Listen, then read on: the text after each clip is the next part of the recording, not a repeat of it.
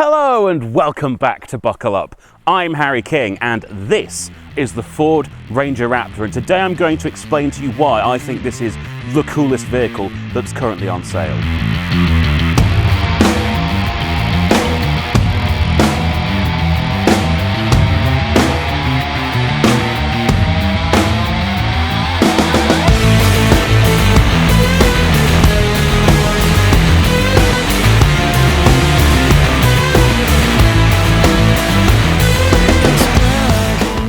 Okay, so let's start with explaining what this actually is. I'm sure that you're all aware of the Ford Ranger, Ford's mid-size worldwide pickup truck. And you're probably also aware of the Ford Raptor F-150. You'll have seen it on Top Gear back in the day. Great big thing this side in America. Well, Ford went one day, okay, well, what if we do that to our worldwide product as well? So what they've done is they've put a great big V6 in the front of this, given it about 300 horsepower and given it this amazing front end styling treatment with the massive Ford lettering up here, underbody protection, great big flared wheel arches moving down the side. There really is no subtlety here. We've got great big, well, we have 17-inch wheels, which are actually quite small, but then they're wrapped in humongous BF Goodrich all-terrain KO2 tyres from the factory. Great big side step as well, which really helps because you do have, obviously, quite raised suspension in a vehicle like this. Massive, massive Raptor badge on the side. Very cool indeed, if you are a 5-year-old boy like I am. And then, obviously, it's a pickup truck, so let's talk about the bed. So round here we can really dig into one of the reasons I do think this is really quite a cool car, and that is compromise. Now, stick with me on this. This vehicle is about off-road performance. It's been inspired by Baja pre-runners, that sort of thing. It's got long travel suspension, it's got all that stuff. And that means, because of the off-road modifications, the combination of the change of suspension and the change of weight, you can only tow 2.5 tons with this, and the payload for the bed is only around 600 kilos. That means even before the rules changed on double cabs and all of that stuff, this didn't qualify for all of the VAT relief that you can usually get on a pickup truck. I like a car that's single-minded in its pursuit of something. We've seen it with things like the GR Yaris. It's utterly compromised, and that makes it really, really desirable if you're a car enthusiast. Obviously, you still do get lots of practical, handy things. This is still a pickup truck, even if it's a slightly compromised one. Things I want to point out, you've got this tow bar here that this detaches to, and the electrics are there. But I think, interestingly, you've also got little protectors for these dual exit exhausts to stop them from being bashed off-road, which is quite handy. Obviously, this can be used as a step to get into the bed, but also if I drop the bed down, we've got little points where you could put clamps on to attach a piece of wood so you could saw it on the job site. Now, the amount of people using a Ford Ranger Raptor to saw wood on a job site, I suspect, is quite low, but it's nice to know you could do it. I've got power in the bed, and this one has been fitted with a roll top cover and this hoop and these bars here. That is one of two options on this vehicle. So this base is ex-VAT £52,000. This one's £54,000 with these optional extras, the other one being the colour. I think, though, we need to see, could you fit your family inside it? Now, just before I get in here, I want to show you some of the functionality. So you can actually drop these seats down and create a flat load area if you want to keep items in the cabin and out of the rain. Even though it's got a roll top cover, that's not 100% weatherproof, so you might want this for that reason. There is also space here to stash things like a spare number plate for towing, your jack, that sort of stuff. Now, if I fold this back up, we also have an armrest here in the centre with 2 cup holders in it. Now, for such a large vehicle, there is a surprising lack of room back here. This seat is in my driving position and my knees are tight against it. Also, very trad pickup truck thing, but I am sat quite upright. I do at least have plenty of headroom, and the seats are nice and comfortable and made from nice materials. They've got Isofix in them as well. But for adults, could be a little bit cramped if you're behind a taller driver. Couple of amenities back here. I've got a USB-C and a USB-A and a household style outlet if I wanted to use a very intensive piece of electronic equipment. I've also got big seat back pockets, the 2 cup holders in the centre I mentioned, and big old bottle holders in the doors. Let's find out though what it's like in the front. Up here, I'm delighted to say it's far more commodious and also fantastically utilitarian. This, of course, is just based on the normal Ranger, so you get lots of that coming through. And then laid on top of it is a smattering of sporty luxury as well. But it means the material choices in here are really based around a work truck. So usually in a £60,000 vehicle, once we've added the tax in, that's what this is roughly, you would complain about having hard plastic all over the place. But I think it really sets the tone correctly in here.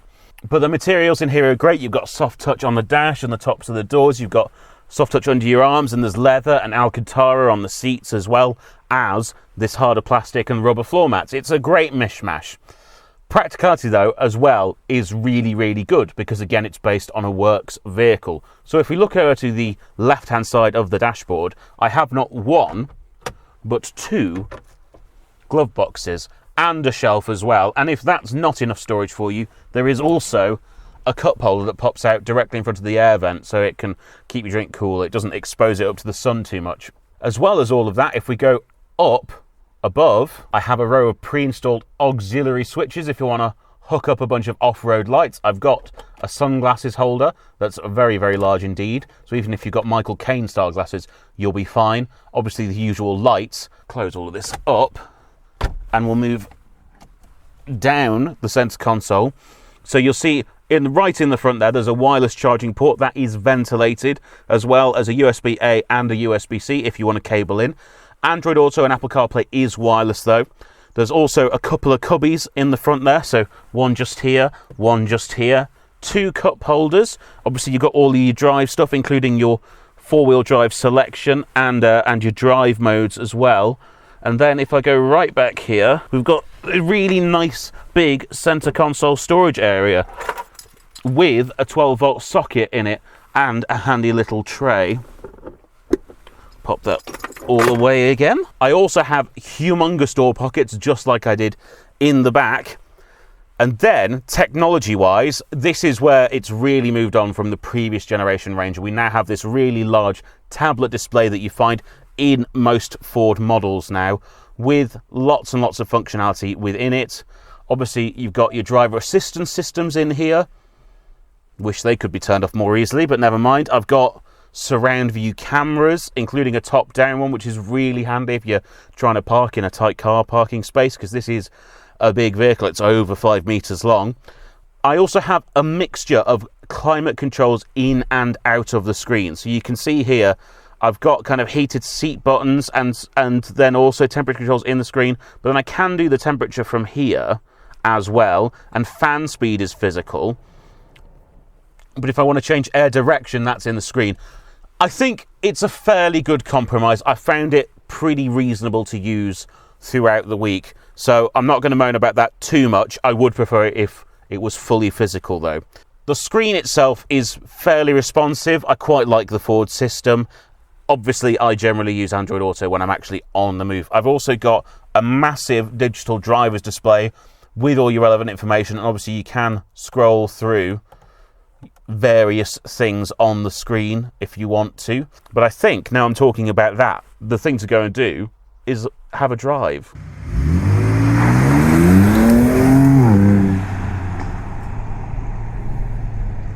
So, driving the Ranger Raptor. Let's start with some basic figures. This is a 3-litre turbocharged 6-cylinder engine producing 292 horsepower and just under 600 newton meters of torque. This is actually a detuned version of the engine. In America and Australia, they get a 400 horsepower version, which would be very spicy indeed. But I've got to say, this is actually plenty of power. 0 to 62 is handled in 7.8 seconds, which might seem quite slow, but you've got to remember this is basically a 2.5 ton vehicle. I'm not sure how much faster than that you'd want to be going in a straight line. Number one, because it already struggles with traction with this amount of power, so 400 brake horsepower, it must be quite a handful, especially if you turn the traction off.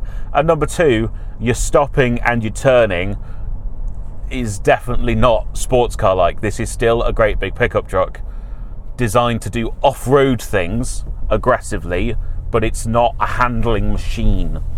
So actually I think the power level's fine because it matches up with the vibe of the rest of the vehicle. In terms of how you can adjust the driving though, it's really configurable. So I can adjust my steering, my dampers, and my exhaust note all independently. And then I've also got some drive modes, which I can switch down here in the center console. I've got 7 actually.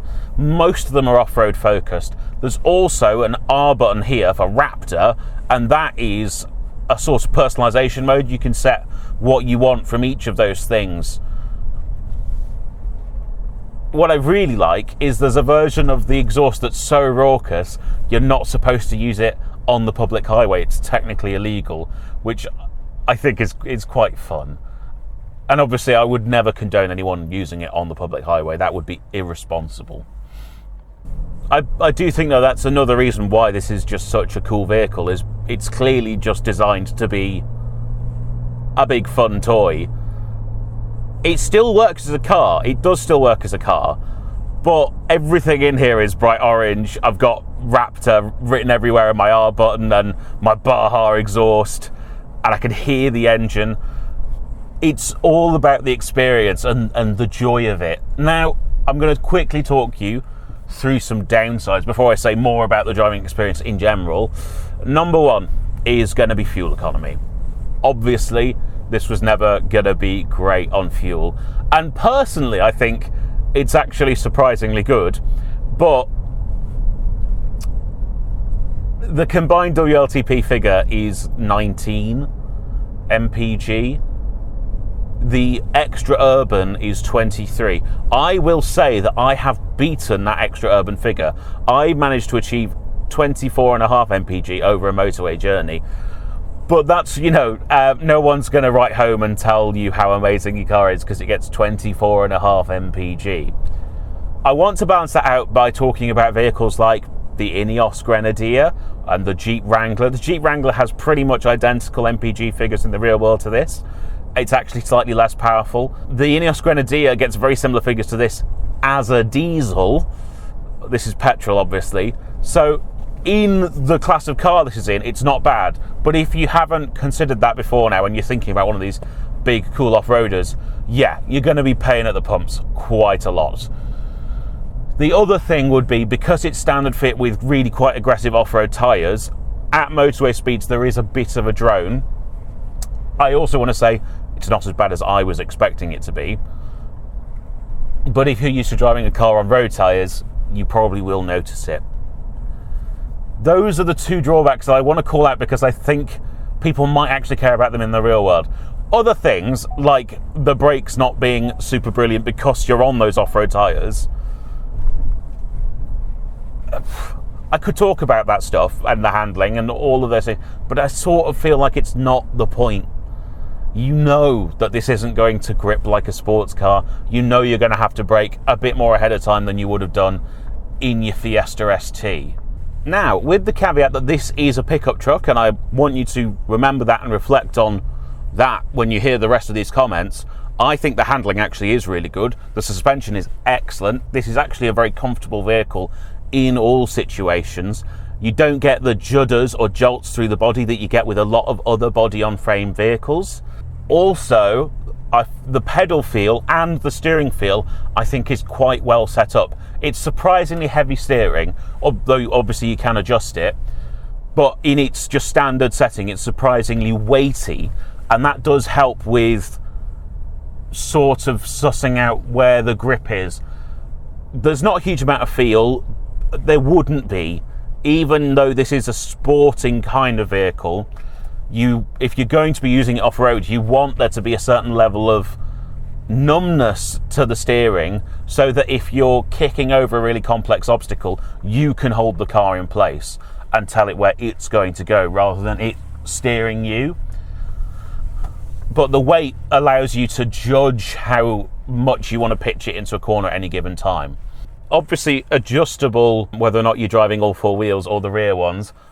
When it is just the rear ones, as I said, it's quite lively, but the steering and the throttle, it's actually very easy to catch this if it happens to step out on you, which it can do if you get a bit overeager, or if you're obviously on a track and you want to have a bit of fun.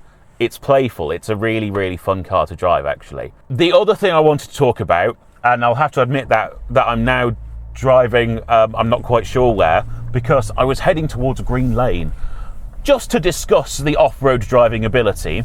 Not actually fully test it, but I have driven this on a fully blown bespoke off-road course. It's really impressive, like really seriously impressive. Because I can't even show you any images of that, frustratingly, you will just have to take my word for it, but this will easily keep up with all of the closest rivals on the tough stuff.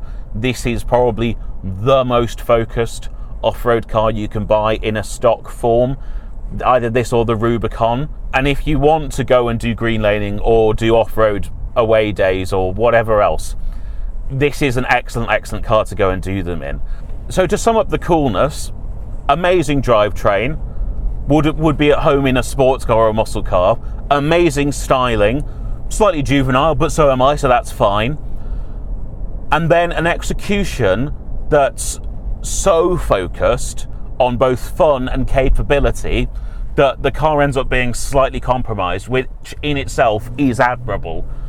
All of that, though, still happens in a package that you could use as a family car. There is space for kids in the back. I've got smart cruise control. I've got auto steer. It all works very well. The only thing I don't like is the bongs and beeps are quite loud and a bit tricky to turn off, but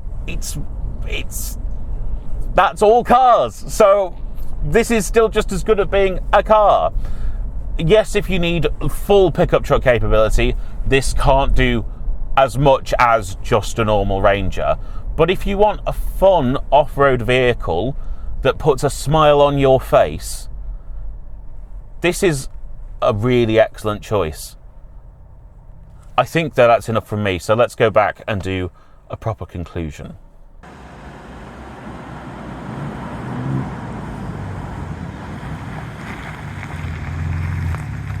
Okay, so that is the Ranger Raptor tested.